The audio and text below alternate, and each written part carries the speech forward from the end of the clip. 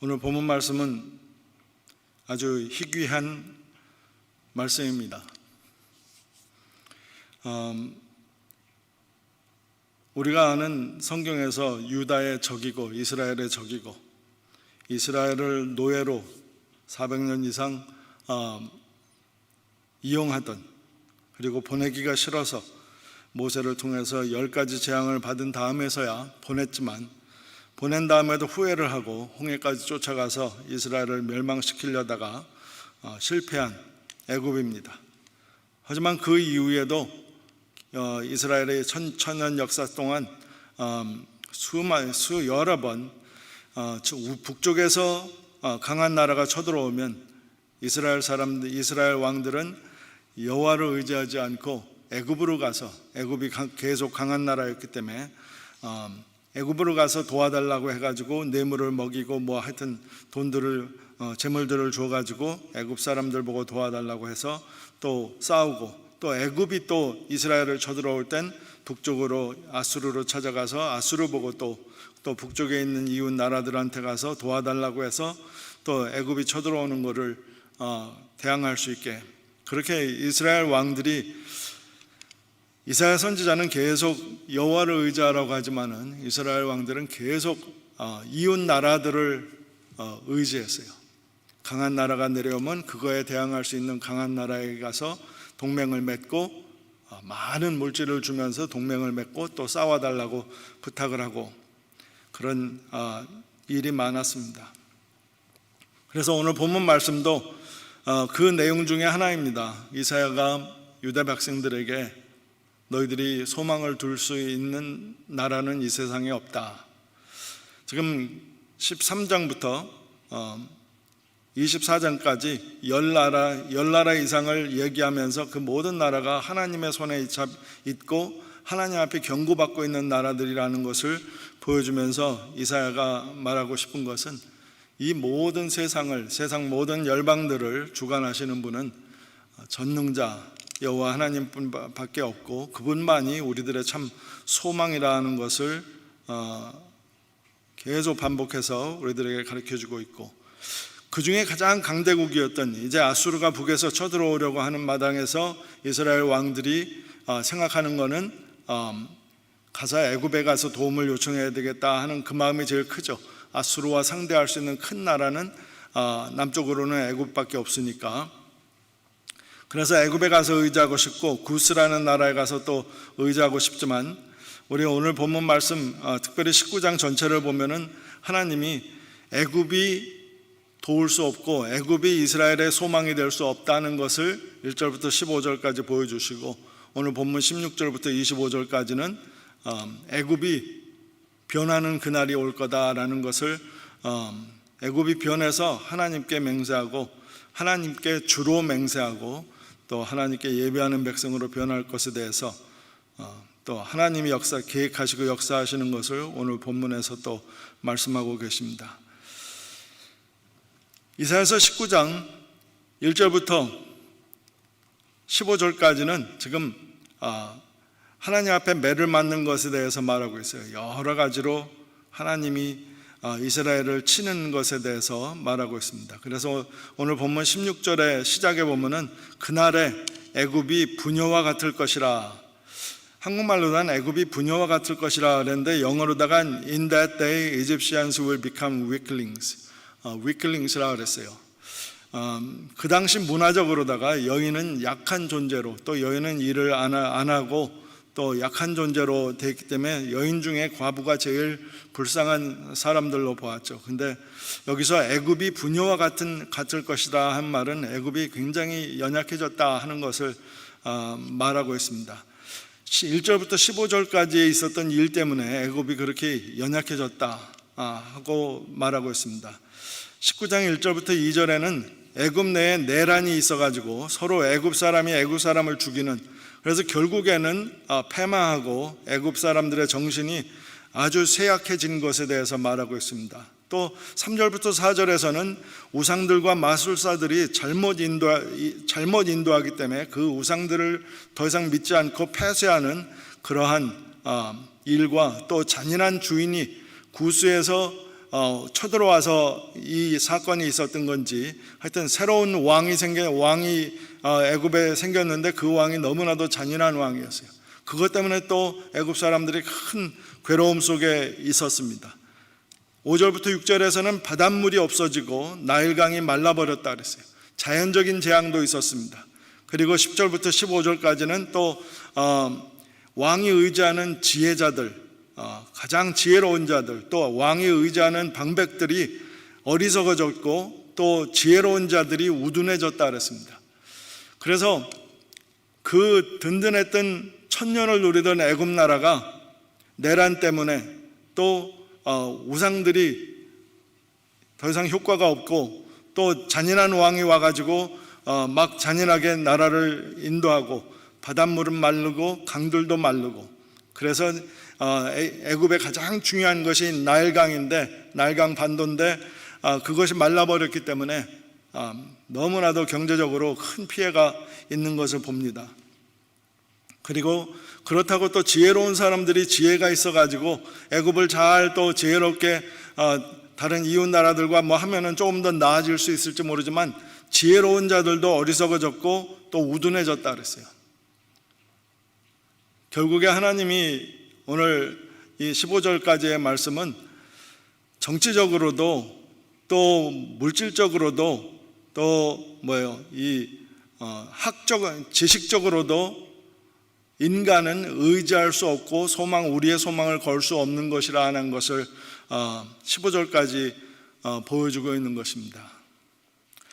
지금까지도 이 미국의 선거가 결과가 안 나왔는데 바이든은 자기가 대통령이라고 떠들고 다니지만 제가 볼 땐 큰일 났어요, 미국은. 근데 그 미국이 돌아가는 것 때문에 좀 자꾸 관심을 두고 자꾸 했는데 오늘 이 이사야서 19장을 공부하면서 제 마음이 굉장히 평안해졌어요.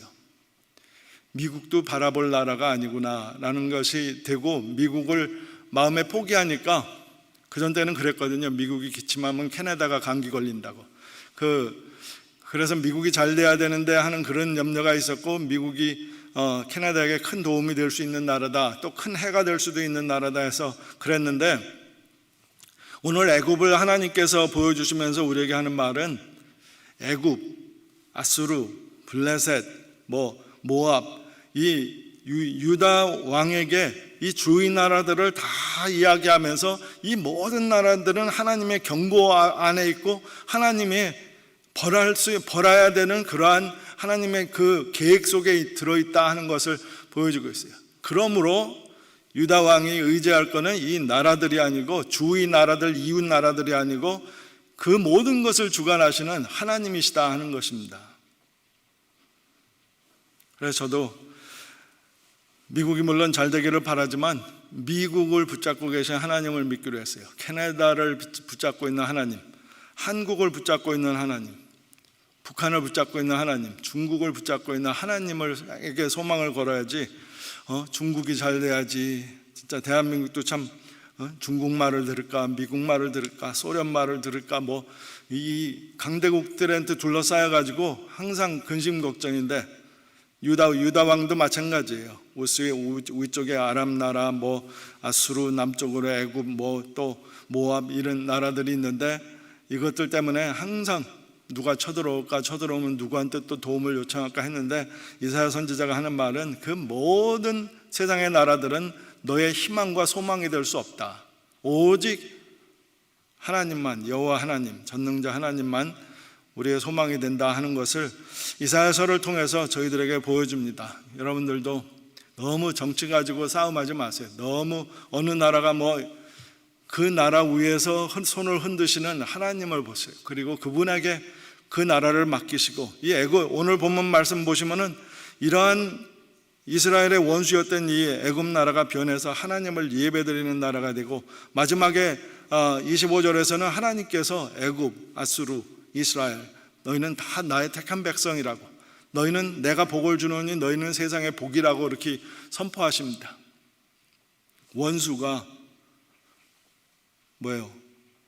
신앙의 공동체가 되어서 아수르와 애굽이 연합하고 이스라엘이 연합해서 세 나라가 세상의 복이 되는 그러한 일이 하나님의 계획과 섭리 속에서 있습니다. 하나님은 원수도 친구로 만드실 수 있는 분이에요. 하나님은 하나님을 미워하고 하나님의 백성을 미워하고 패망하게 하고 죽이려고 하던 나라도, 사람뿐만 아니라 나라도 변화시켜서 신앙의 한 가족으로 만들 수 있는 분이 하나님이십니다. 그분한테 우리가 소망을 걸어야 되겠습니다. 세상 나라들은 우리들의 헛된 소망이고 우리들의 소망이 될 수 없습니다. 세상 나라들은 그 자신에게 소망을 둘 수 없습니다. 미국이 Make America Great 그랬나요? 하여튼 미국이 아무리 자기네 자신이 제일 Greatest Nation이라고 믿고 해도 그 당시 애굽도 자기네가 제일 Great Nation이라고 그랬어요. 하지만 그런 나라가 여러 가지 환난과 어려움 속에서 그냥 부녀자와 같이 연약해져 버렸다 그랬어요. 그래서 오늘 본문 말씀을 보시면서 우리가 또 하나 깨달아야 될 것은 이사야 선지자는 회개와 치유는 징계와 심판 이후에 오는 것이다. 그게 하나의 이사야서의 또 중심되는 주제 중에 하나예요. 하나님께서 매를 때리심으로써 그 나라가 회개하고 하나님 앞에 치유받으면서 돌아오게 하시는 그 하나님의 그 역사예요. 이스라엘을 쳐서 바벨론에 70년 동안 가게 하신 것도 그들을 멸망시키려고 하신 게 아니고 그들이 다시는 우상을 의지하지 않고 다시는 다른 나라들에게 소망을 걸지 않고 하나님에게만 소망을 거는 그러한 믿음의 백성이 되게 하시기 위해서 그렇게 하시는 것입니다. 그래서 이 조금 사이드 트랙일지 모르지만 회개와 치유는 징계와 심판 이후에 오는 것이다. 만약에 이스라엘이 회개하지 않고 하나님에게 소망을 두지 않고 자꾸 이웃 나라들에게 소망을 걸고 이웃 나라들의 도움을 의지하고 하면은 어떻게 됩니까? 이사야서 37장에서와 같이 결국에는 그 나라들의 밥이 돼버려요. 그리고 그 나라들은 이스라엘을 정복해서 모든 사람을 죽이고 남은 자 몇은 하나님의 은혜로 남지만 그 외에는 포로로 끌고 가고 모든 그 문 성전에서 또 궁에서 모든 것들은 다 가지고 가는 그러한 결과가 있습니다.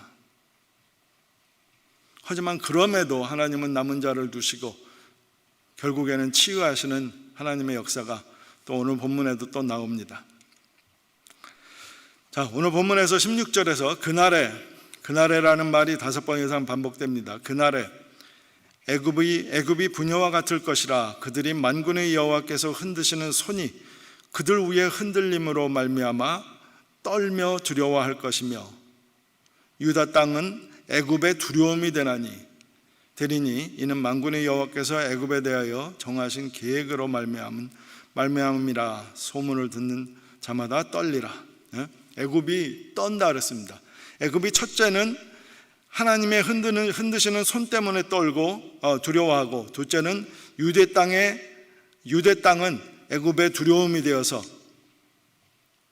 애굽의 이 유대 땅의 소문을 들을 때마다 애굽이 떤다 그랬어요. 글쎄, 애굽은 유대 땅에 몇십 배 더 큰 땅을 가지고 있고 더 강한, 그 정도로 더 강한 나라인데 그 나라가 여호와 하나님의 흔드시는 손을 깨달은 다음부터는 그거를 두려워하고 그 다음에 여호와 하나님이 함께 하시는 유대 땅을 두려워한다 그랬어요. 그리고 거기서 오는 소식으로 인해서 떤다 그랬습니다. 그날에라고 그랬습니다. 여기에서 그날에는 이제 좀 이따 말씀 같이 나눠보겠는데요. 그날에라는 말이 있는데 글쎄, 지금도 이집트가 이스라엘을 얼마나 무서워하는지는 모르겠어요. 그래서 어떤 학자들은 이거는 말세 시대에 예수님이 재림하신 다음에 있을 일이라, 그날은 그때 예수님 재림할 때에 있을 일이라 그렇게 말하는 사람들도 있는데, 또 다른 학자들은 유대 땅의 소식을 듣고 유대 땅을 두려워하는 애굽 왜 그랬을까요? 애굽이 가장 두려워하는 나라가 한번 전쟁을 했다 또 큰 패배를 했거든요. 또 20장에서도 애굽이 아수르와 전쟁했다가 모든 옷을 뺏기고 빨개벗김을 당해서 끌려가는 그것에 대해서 예언을 하고 있어요. 애굽이 아주 완전 아수르와 싸워서 참패했는데 그 강한 아수르 나라를, 그 아수르 나라의 왕이 하나님을 망령되는 말을 하고 히스기야 왕에게 편지를 보냈을 때 그 편지를 가지고 성전에서 기도한 다음 날 18만 5천 명의 그 아수르군들이 하룻밤에 조용히 싹 죽어버린 그 소식을, 유대 땅의 소식을 애굽에서 들었을 때 아마 자기네 과거도 생각났을 거예요. 모세와 이스라엘 사람들을 쫓아서 홍해에 들어갔다가 이 바로의 모든 군대들이 수장된 것을 기억할 거예요. 그래서 애굽이 여호와를 두려워하는 나라가 되었다.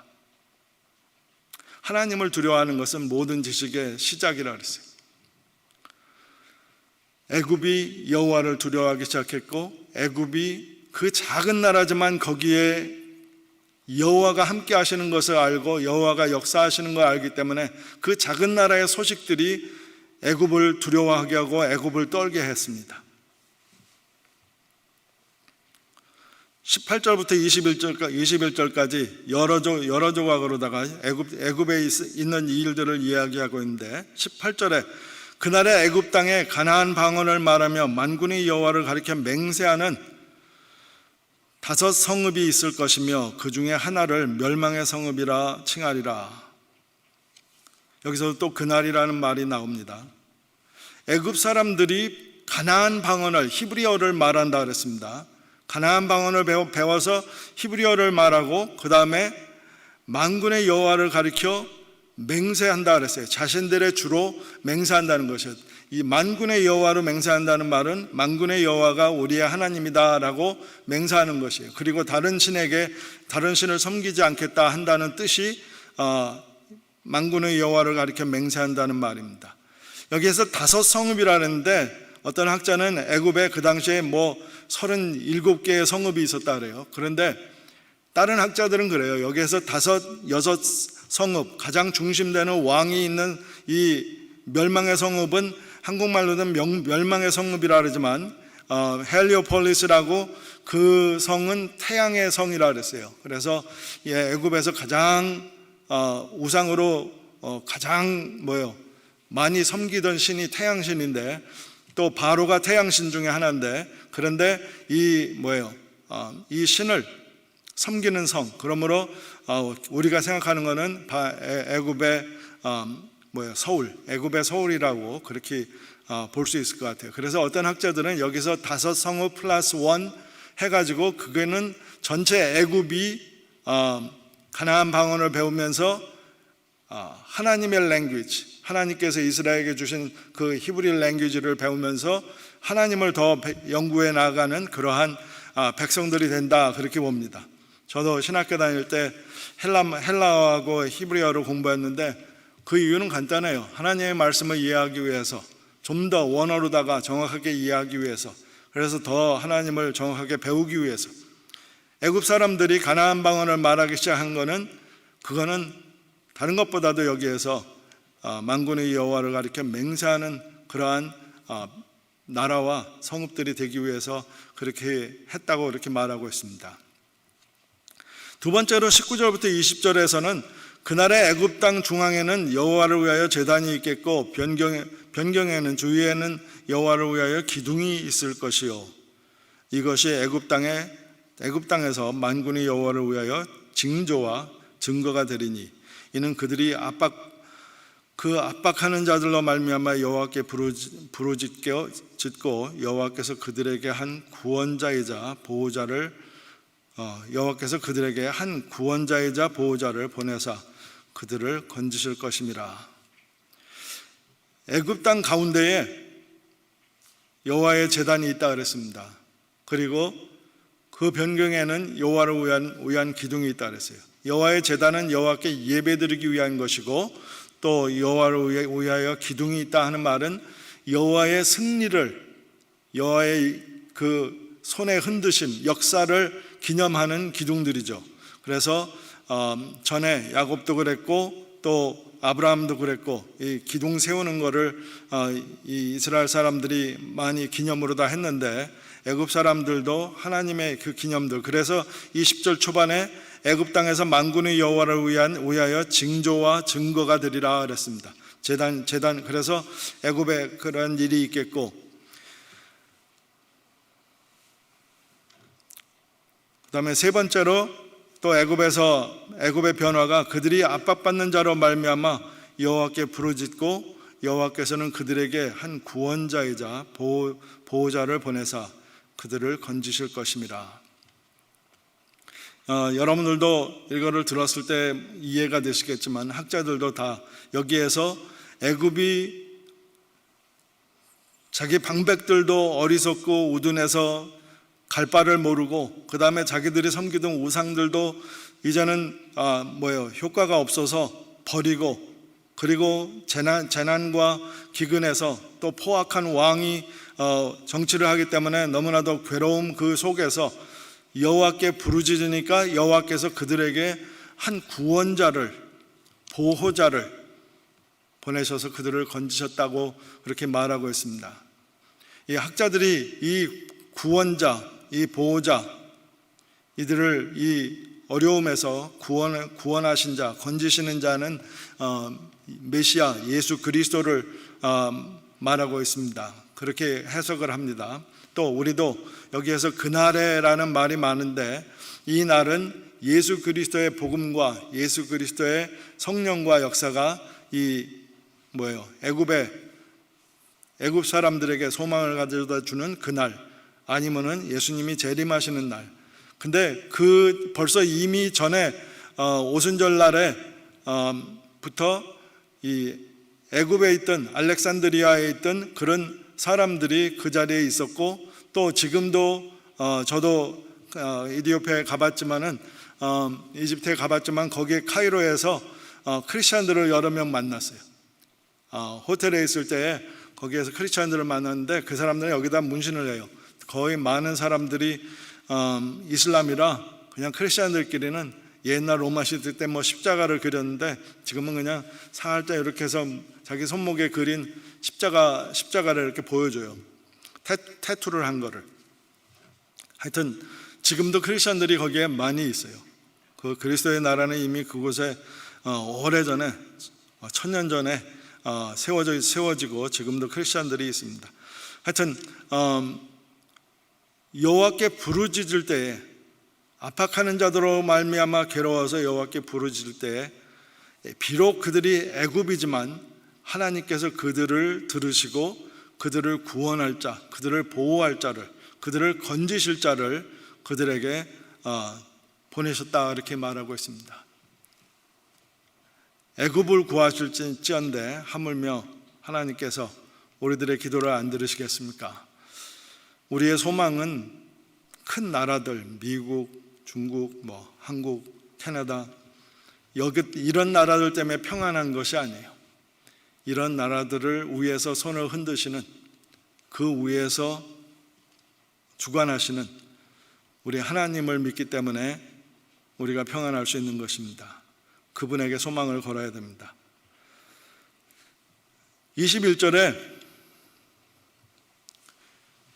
여호와께서 자기를 애굽에 알게 하시리니 그날에 애굽이 여호와를 알고 제물과 예물을 그에게 드리고 경배할 것이요 여호와께 서원하고 그대로 행하리라. 이제는 애굽이 하나님 앞에 제물과 예물로 예배드리는 경배하는 자들일 뿐만 아니라 하나님께 서원을 하고 그 서원을 지키는, 그야말로 그리스도의 제자와 같이 하나님을 따르는 그러한 사람들이 된다고 말했습니다. 또 22절에 여호와께서 애굽을 치실지라도 치시고는 고치실 것이므로 그들이 여호와께로 돌아올 것이라.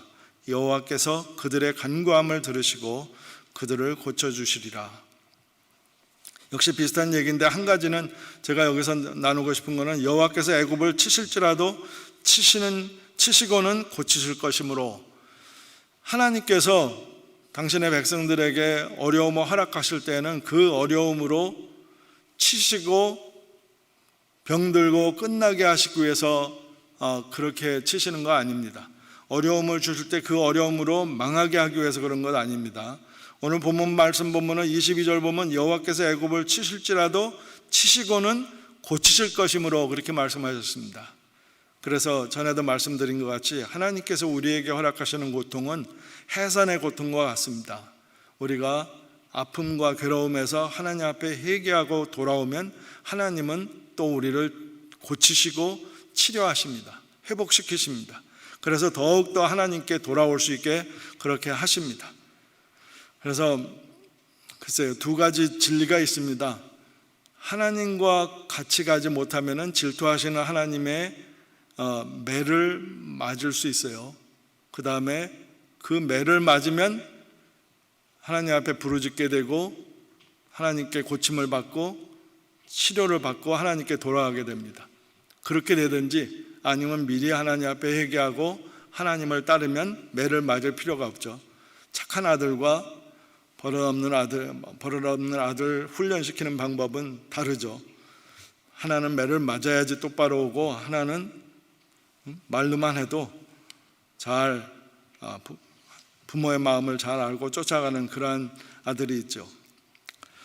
자, 이제 마지막으로다가 너무나도 신기한 일이 벌어졌습니다. 23절에 그날에 애굽에서 아수르로 통하는 대로가 있어 아수르 사람은 애굽으로 가겠고 애굽 사람은 아수르로 갈 것이며, 그 다음 23절 후반절에 애굽 사람이 아수르 사람과 함께 경배하리라 그렇게 되어 있습니다. 네, 지금 이사야서를 보면서 지금 전쟁이 일어나기 직전이고 아수르가 공격해서 유다를 망가뜨리고 또 이 애굽으로 가서 애굽까지 점령하려고 하는 세계를 정복하는 이 단계에 있는데, 또 애굽은 강대국으로서 그걸 그냥 가만히 두지 않고 또 큰 전쟁이 있을 수 있는 이러한 나라들이 대항하고 있는데, 그 원수의 나라가 대적하는 나라들이 서로 큰 대로를 만들어서 왕래하고 그 다음에 그 나라들이 함께 여호와 하나님 우리 주 예수님을 경배한다고 이렇게 말하고 있습니다.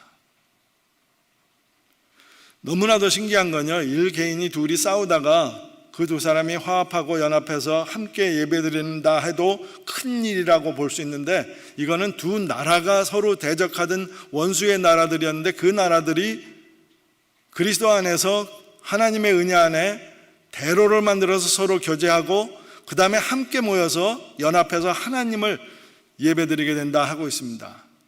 그러니 유다 왕이 지금 이사야 선지자를 통한 하나님의 예언을 들으면 아수르보다도 크신 하나님, 애굽보다도 크신 하나님, 그 두 나라를 합쳐서 함께 경배하고 그 경배를 받으시기에 합당하신 하나님, 그분한테 우리가 소망을 걸어야 되지 않겠습니까? 24절과 25절 오늘 본문 마지막에 그날에 이스라엘이 애굽 및 아수르와 더불어 셋이 세계 중에 복이 되리니 이는 만군의 여호와께서 복 주시며 이르시되 내 백성 애굽이여 내 손으로 지은 아수르여 나의 기업 이스라엘이여 복이 있을지어다 하실 것임이라.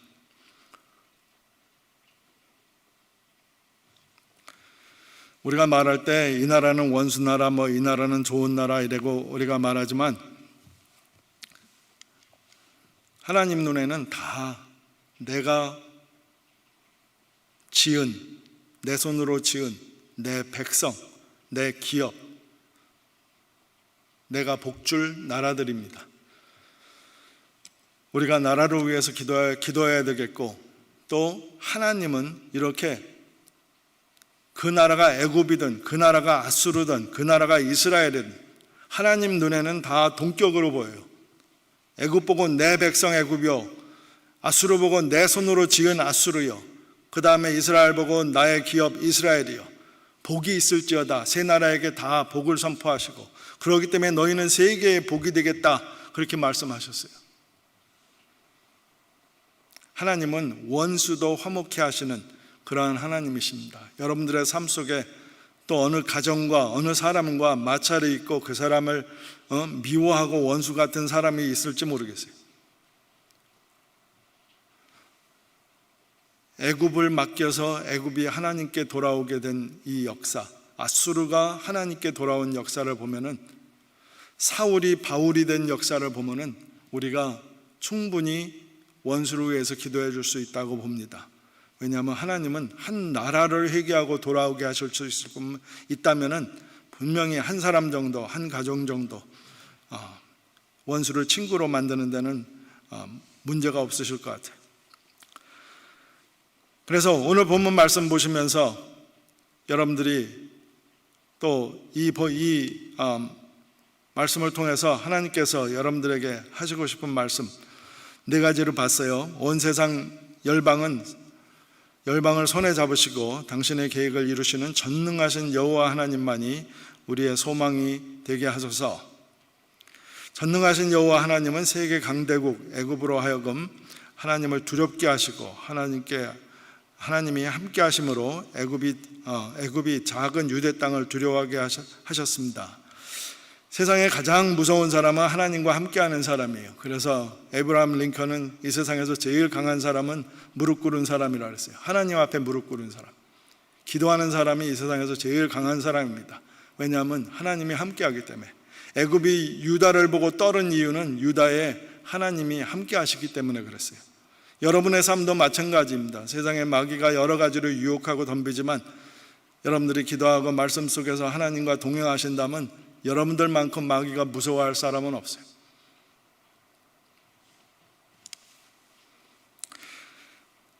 마지막으로 전능하신 우리의 소망 되시는 하나님은 원수를 친구로 만드실 수 있습니다. 원수 나라 애굽이 하나님을 섬기고 하나님을 주라 맹세하고 세상에 복이 되었던 것 같이 하나님은 다 하실 수 있습니다. 이사야서 40장 27절부터 31절까지 읽고 마치겠습니다. 이사야서 40장 27절부터 31절, 여호와께 소망을 거는 것에 대해서 이 글을 읽겠습니다. 야곱아 어찌하여 네가 말하며 이스라엘아 네가 이르기를 내 길은 여호와께 숨겨졌으며 내 송사는 내 하나님에게서 벗어난다 하느냐. 너는 알지 못하느냐 듣지 못하느냐.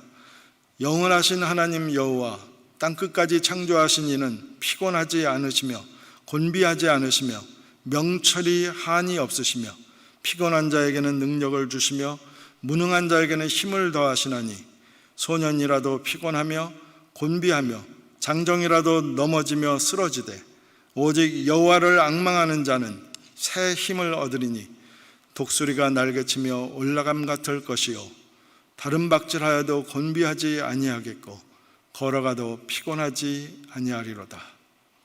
아멘. 같이 기도하시겠습니다.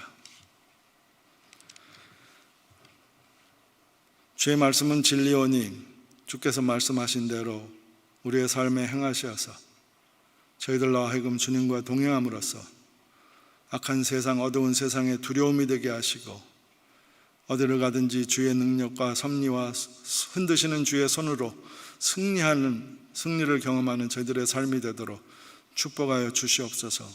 유다 왕이 이 나라를 쳐다보고 저 나라를 쳐다보며 불안 속에서 하나님을 바라보지 못했던 그러한 어리석은 짓을 하지 않게 하시고 오직 여호와를 앙망함으로써 주님이 주시는 새 힘으로 이 어려운 세상을 독수리가 날개치며 올라간 같이 넉넉히 이기고도 남는 그러한 은혜와 능력이 우리의 삶에 있도록 축복하여 주시옵소서.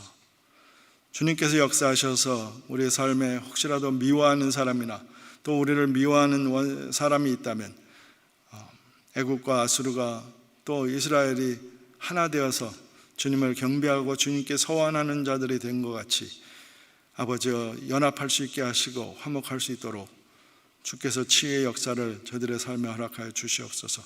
예수님의 이름으로 기도드렸사옵나이다. 아멘.